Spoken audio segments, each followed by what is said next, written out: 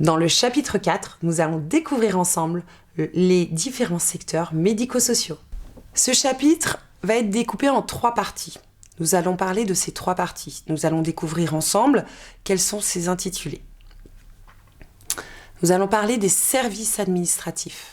Nous allons parler aussi des établissements sanitaires. Et puis, ensuite, nous allons voir les institutions sociales. Ces services administratifs sont classés par niveau. On va parler d'abord de niveau national, ensuite de niveau régional, puis départemental et ensuite de niveau local. Nous avons des services associés à chaque niveau. Nous allons les découvrir ensemble. Je vais vous donner un exemple pour chaque niveau. Le ministère de la Solidarité et de la Santé sera au niveau national. L'ARS, c'est l'Agence régionale de la santé et donc vous vous doutez bien qu'il se classera dans le niveau de région. Au niveau départemental, vous ne pouvez pas vous tromper, il n'y en a qu'un qui apparaît. La DDCS. Mais qu'est-ce que c'est que la DDCS ? La DDCS, c'est la Direction départementale de la cohésion sociale. Au niveau local, nous parlerons de la DAS. La DAS a été partagée sur plusieurs secteurs, mais elle est toujours d'actualité, donc c'est important de la nommer. La DAS, qu'est-ce que c'est ? Je suis sûre que vous en avez déjà entendu parler. La DAS, c'est la Direction départementale des affaires sanitaires et sociales. Nous allons donc passer maintenant à la partie des établissements sanitaires. Qu'est-ce qu'un établissement sanitaire ? C'est un endroit où vous pouvez aller vous faire soigner. Il y a plusieurs établissements sanitaires. Dans les établissements qui soient publics ou privés, vous retrouverez les centres hospitaliers, les centres de long séjour et les centres de moyen séjour. Ensuite, dans le tableau, vous allez pouvoir découvrir les établissements ou services de soins. Dans cela, vous avez plusieurs services. La médecine du travail en est un, mais aussi tout ce qui est centre de protection maternelle et infantile et tout ce qui est centres sociaux. La deuxième partie de ce tableau, nous allons découvrir ensemble les établissements ou services de prévention.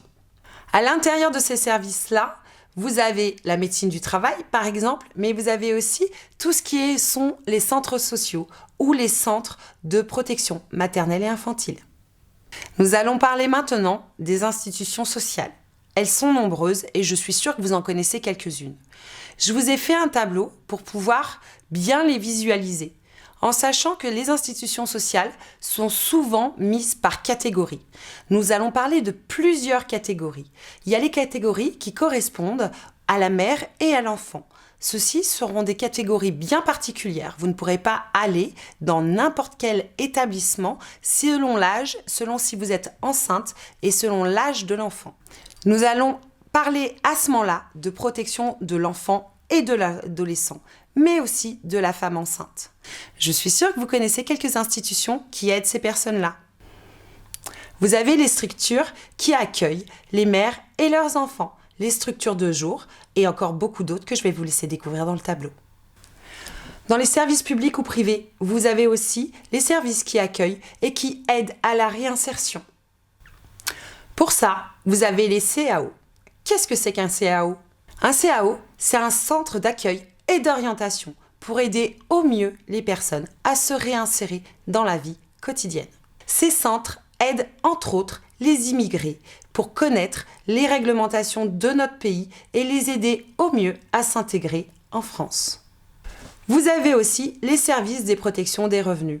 Qu'est-ce que c'est à votre avis ces services-là ? Je suis sûre que vous en avez déjà entendu parler, mais pas sous ce nom-là. Ces services-là, c'est tout ce qui vont être prestations familiales et aide aux plus démunis. Il y a aussi la protection de l'homme et de son cadre vie. C'est tous les systèmes qui vont être mis en place pour gérer le cadre de vie dans lequel les personnes sont.